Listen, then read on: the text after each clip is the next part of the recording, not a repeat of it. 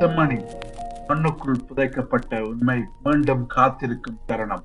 யாழ்ப்பாணத்தின் செம்மணி பகுதி கடந்த பல சந்தர்ப்பங்களாக வடக்கு தமிழர் சமூகத்தின் மன நினைவில் ஒரு வலிமிக்க இடமாக பதிந்துள்ளது. இங்கு கண்டறியப்பட்ட மனித எலும்பு கூடங்கள் வெறும் தொல்பொருள் கண்டுபிடிப்பு அல்ல.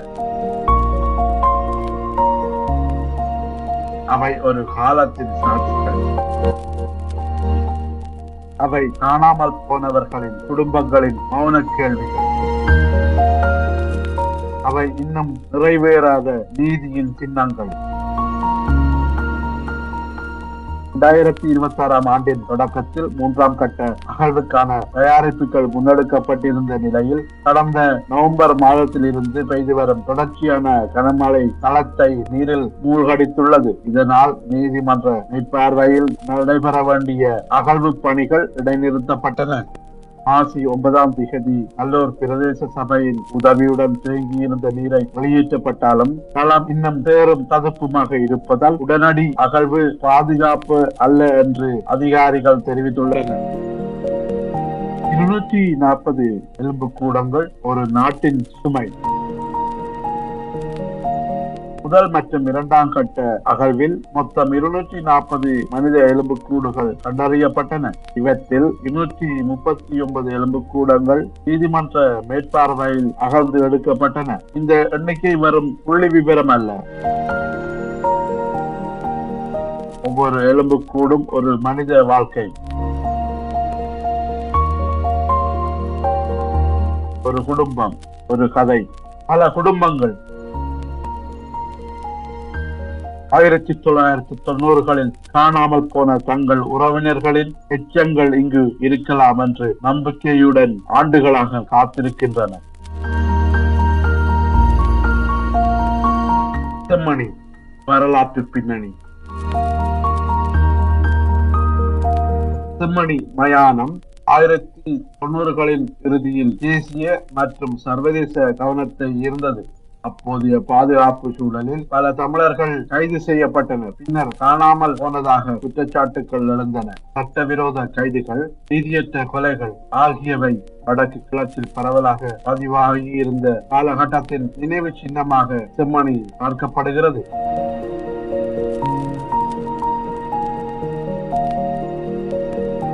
இருப்பினும் பல ஆண்டுகள் விசாரணைகள் மந்தமாகவே நகர்ந்தன. அரசியல் மாற்றங்கள், நிர்வாக தாமதங்கள் மற்றும் ஆதார சேகரிப்பில் ஏற்பட்ட சிக்கல் காரணமாக உண்மை வெளிப்படுவதில் காலதாமதம் ஏற்பட்டது. மழை இயற்கை தடையா, நிர்வாக பிழையா? இந்த முறை அகழ்வு தாமதத்துக்கு காரணம் கனமழை. ஆனால் மனித உரிமை செயற்பாட்டாளர்கள் கேட்கும் கேள்வி வேறு. நிதி ஒதுக்கீடு காலாவதியாகி விழாவிக்கப்பட்டதா? அகழ்வுக்கான அவசர முன்னுரிமை வழங்கப்பட்டதா? பருவமழையை முன்னறிந்து திட்டங்கள் செயல்படுத்தப்படவில்லையா? கடந்த ஆண்டு நிதியமைச்சு 3ஆம் கட்ட அகழ்வுக்காக ஒதுக்கிய நிதி பயன்படுத்தப்படாமல் திருப்பி வழங்கப்பட்டது. இதனால் இவ்வாண்டு புதிய செலவு திட்டம் தாக்கல் செய்ய வேண்டிய நிலை ஏற்பட்டுள்ளது.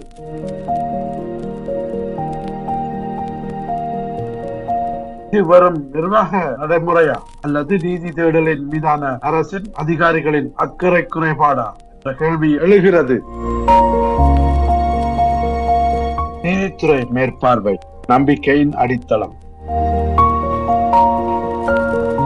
அகழ்வு பணிகள் யாழ்ப்பாண நீதிவான் எஸ். லெனின்குமார் தலைமையில் நடைபெறுகின்றன. நீதி மருத்துவர் செல்லையா பிரணவன் மற்றும் சட்டத்தரணிகள் நேரடியாக பங்கு கொள்கின்றனர். இந்த நீதித்துறை மேற்பார்வை செயல்முறையின் நம்பிக்கைத்தன்மையை உறுதிப்படுத்தும் முக்கிய அம்சமாகும்.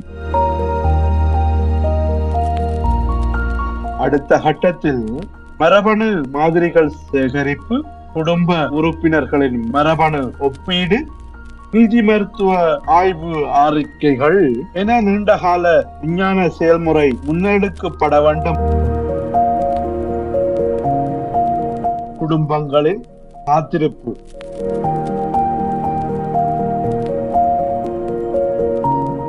செம்மணி தளத்துக்கு அருகில் ஒவ்வொரு முறையும் அகழ்வு நடைபெறும் பொழுது காணாமல் போனவர்களின் குடும்பங்கள் அங்கு கூடி நிற்கின்றனர். சிலர் கையில் பழைய புகைப்படங்கள், சிலர் கண்களில் நீண்ட கால துயரம். எங்களுக்கு எலும்புக்கூடு கிடைத்தாலும் பரவாயில்லை, அது எங்கள் மகன்தான் என்று தெரிந்தால் போதும் என்று ஒரு தாய் முன்னர் தெரிவித்திருந்தார். இந்த காத்திருப்பு ஆண்டுகள் கடந்து நிகழ்கிறது. சர்வதேச சட்ட பின்னணி. கட்டாய மாய மாற்றம் என்பது சர்வதேச சட்டத்தின் கீழ் ஒரு கடுமையான மனித உரிமை மீறல். சர்வதேச சிவில் மற்றும் அரசியல் உரிமைகள் ஒப்பந்தம் ICCPR கட்டாய மாய மாற்றத்துக்கு எதிரான ஐக்கிய நாடு ஒப்பந்தம். இவை அனைத்தும் உண்மையை வெளிப்படுத்தும் கடமையை அரசுக்கு விதித்துள்ளது. உண்மையை அறியும் உரிமை, ரைட் டு பி ட்ரூ, என்பது பாதிக்கப்பட்ட குடும்பங்களின் அடிப்படை உரிமையாக கருதப்படுகிறது.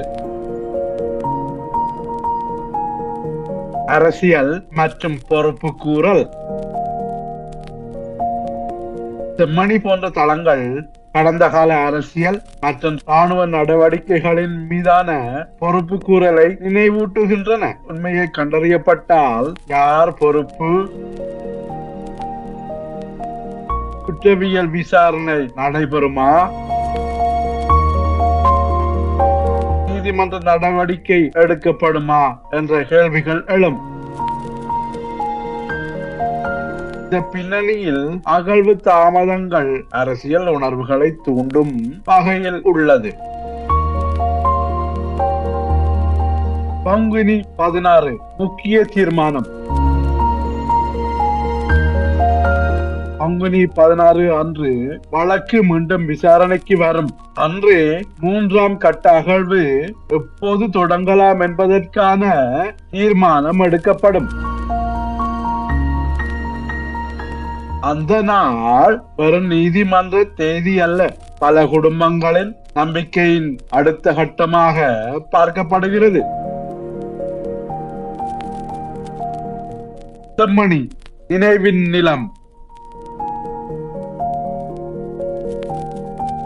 செம்மணி என்று மழையில் நனைந்த மண் மட்டுமல்ல, அது நினைவின் நிலம்.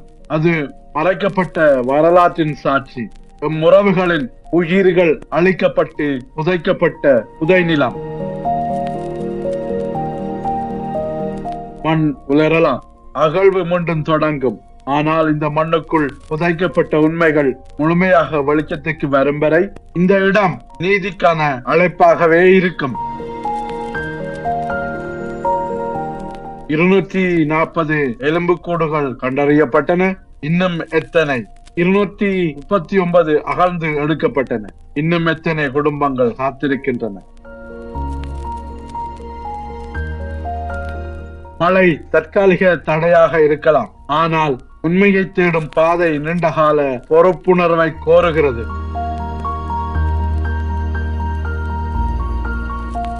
செம்மணி இலங்கை போர் பின்னணி கால வரலாற்றில் ஒரு முக்கிய அத்தியாயமாக நிற்கிறது.